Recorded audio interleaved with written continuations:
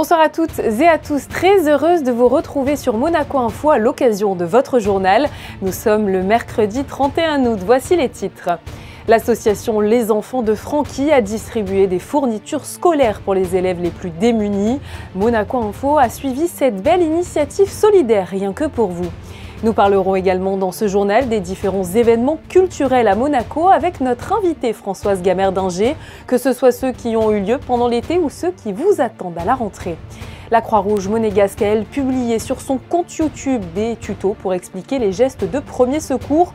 L'occasion de revenir sur la nécessité de se faire former avec notre invitée Maria-Cécile Van Moen, la directrice adjointe de la formation à la Croix-Rouge monégasque.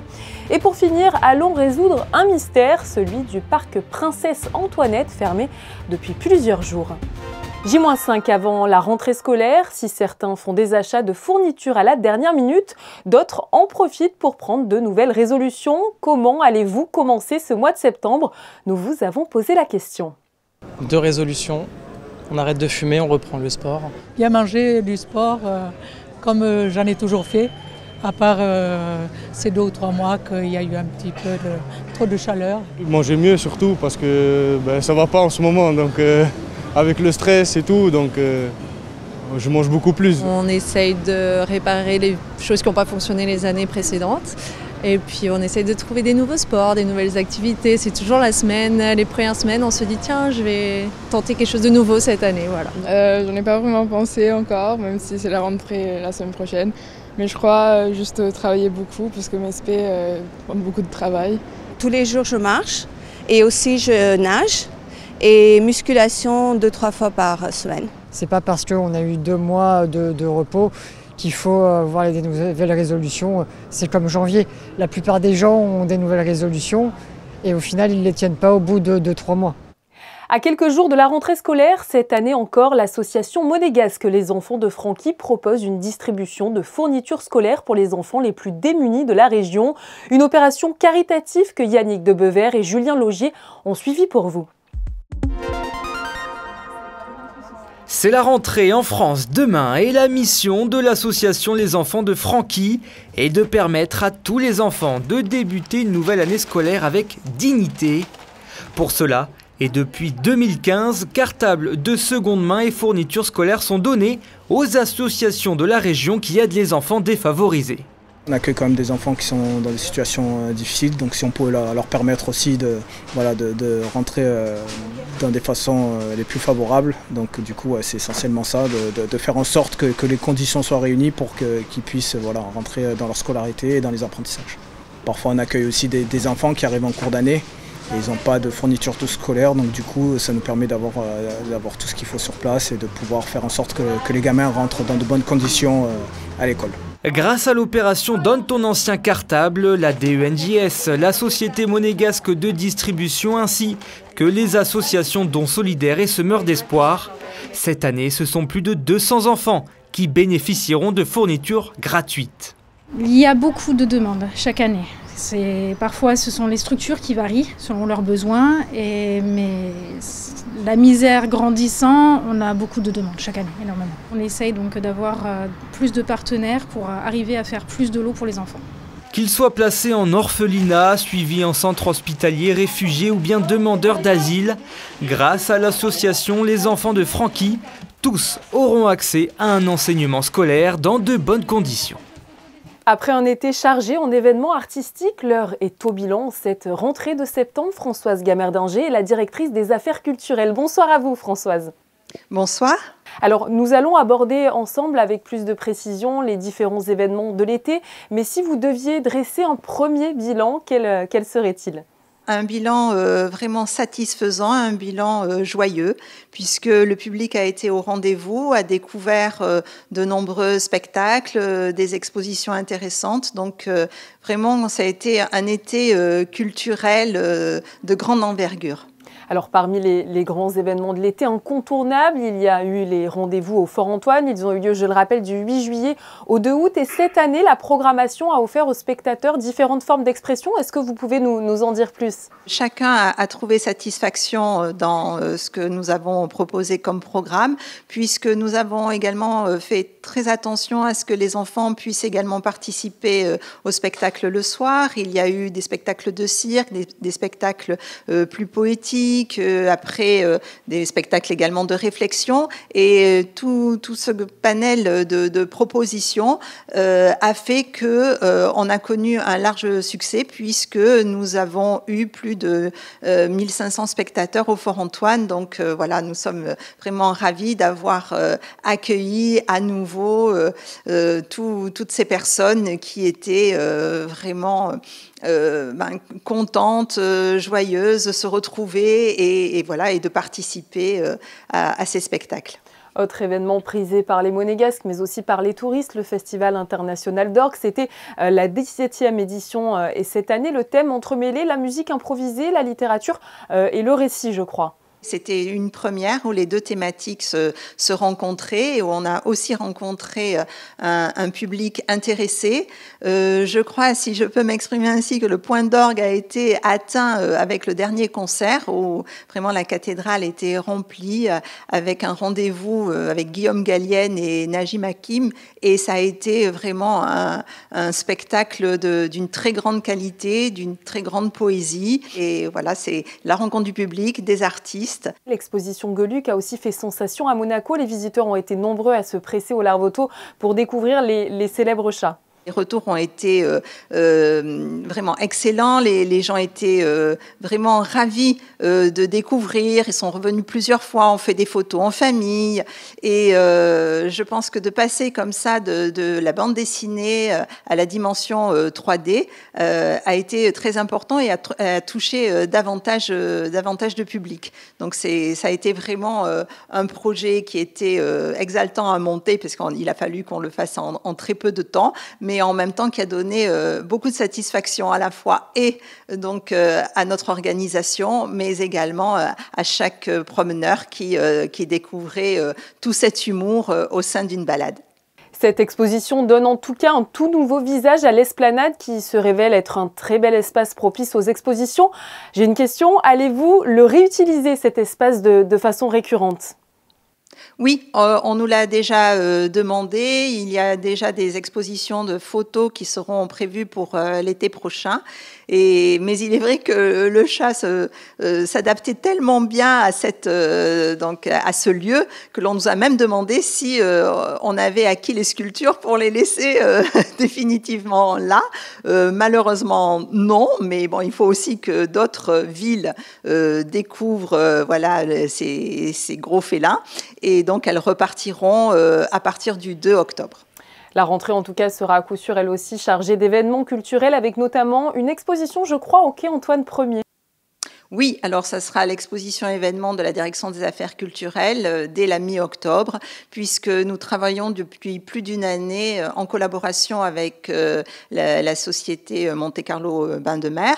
Et nous montons une exposition sur 100 ans de concerts à Monaco, mais les concerts donc de musique jazz, de musique pop, de variété. Donc 100 ans de ces concerts à découvrir sur une exposition intitulée Monaco on Stage. Pour la rentrée, je tiens aussi à rappeler au public, et justement c'est un public familial, nous avons le rendez-vous avec la Journée européenne du patrimoine le dimanche 25 septembre, et que la thématique est patrimoine durable, et que nous avons de nouveaux participants à cette journée qui est importante dans le calendrier culturel et monégasque et européen. Et donc nous avons par exemple la mission pour la transition énergétique qui participera à cette journée, mais également la Fondation Albert II. Donc voilà de nouveaux participants, et vous voyez que le spectre de la culture est très élargi et je m'en réjouis. Merci à vous Françoise Gamère-Danger d'avoir été avec nous dans ce journal pour nous parler des différents événements culturels en principauté. Et merci à vous d'avoir mis à l'honneur la culture comme d'habitude. Merci. Tout autre chose à présent avec les Sportel Awards qui vous donnent rendez-vous cette année du 22 au 24 octobre. Comme le veut la tradition, Sportel Awards mettra à l'honneur les plus belles séquences sportives de l'année, mais également des champions de renommée internationale. Et je vous annonce que c'est la légende de l'UFC et du MMA, Georges St-Pierre, qui présidera le jury de cette 33e édition. On a déjà hâte d'y être. On continue dans le sport de combat avec cette fois de l'aïkido qui fait sa rentrée à Monaco. En nouveauté, le mardi après-midi, des cours réservés aux armes japonaises. Reprise évidemment des cours du soir avec Francis Droitcourt, les lundis et jeudis de 19h30 à 21h30. Retrouvez sur le site internet du club toutes les informations sur les créneaux et la pratique. L'adhésion peut également se faire en ligne. Chaussez vos patins et trottinettes, le Trot'n'Roll aura lieu le 17 septembre prochain au Jardin d'Apolline. L'inauguration de la journée se passera à 11 h et cette année encore, de nombreuses nouveautés feront le bonheur des enfants.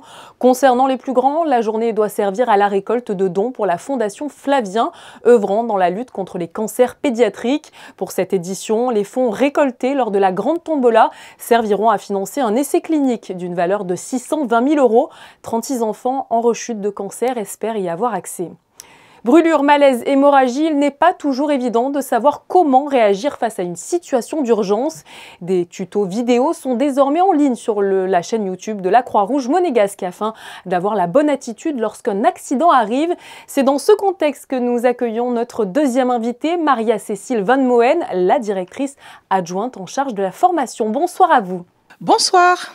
Merci beaucoup d'être avec nous. On va parler donc de ces nouveaux tutos en ligne qui sont une nouvelle corde dans l'arsenal de formation dont dispose la Croix-Rouge. Oui, tout à fait. Donc, ces tutos en ligne, c'est vraiment très récent.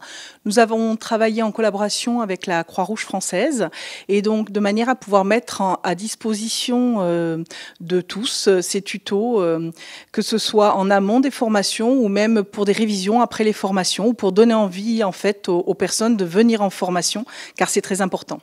7 fois sur 10, des accidents surviennent devant témoins, mais moins de 20% d'entre eux pratiquent les gestes qui sauvent. Ces premiers gestes qui sont pourtant déterminants, Maria-Cécile, avant l'arrivée des secours, il faut le rappeler.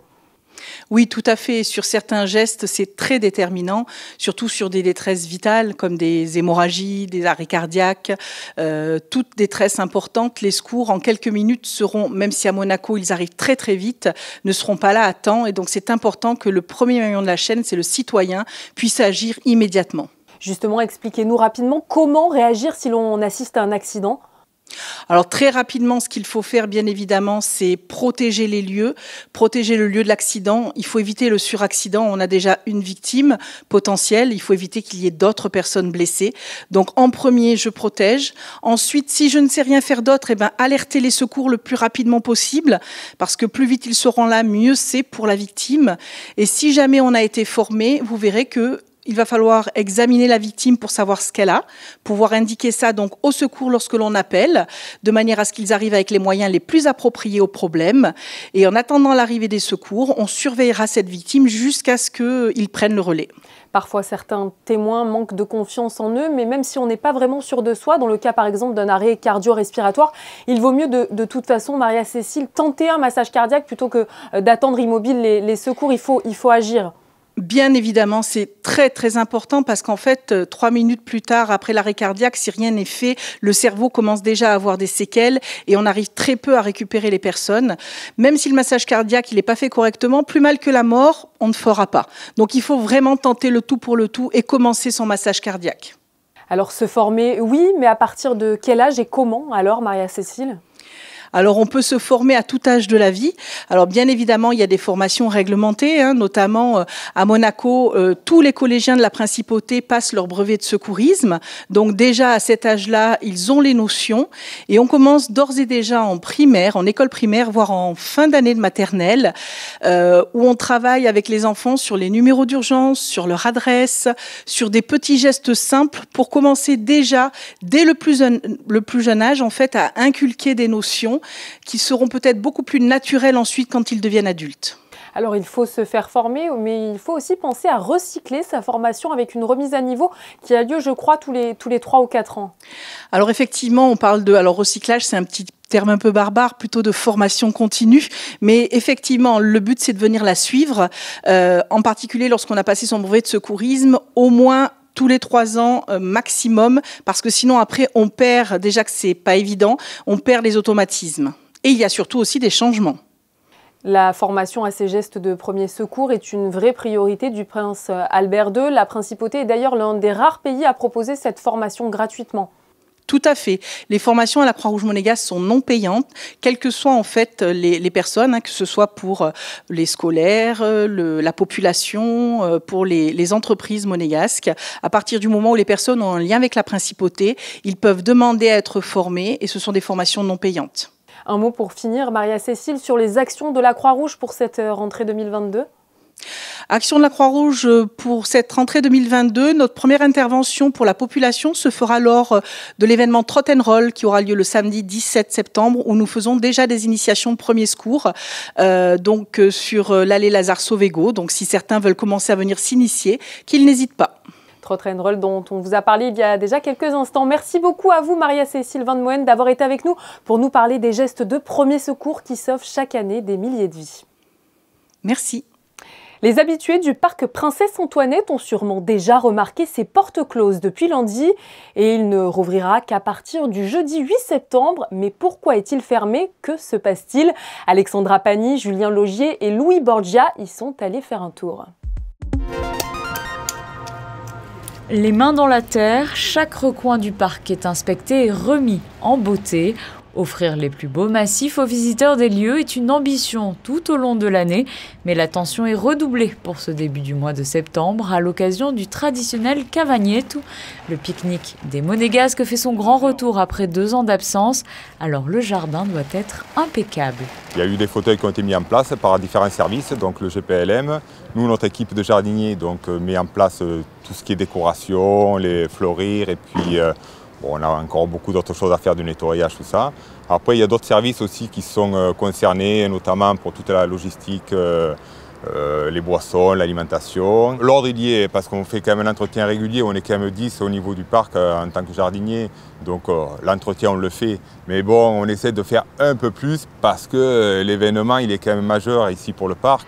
Et donc, on essaie d'en rajouter un peu plus pour que ce soit vraiment présenté et un peu mettre le parc, on va dire, dans sa splendeur, quoi. Il y a des codes couleurs, c'est vrai, mais bon, on essaye surtout de présenter au niveau de l'entrée, que ce soit un peu plus fleuri, parce que bon, il y a la Palladienne qui va être présentée avec le prince, ils vont faire les photos aussi à ce niveau-là.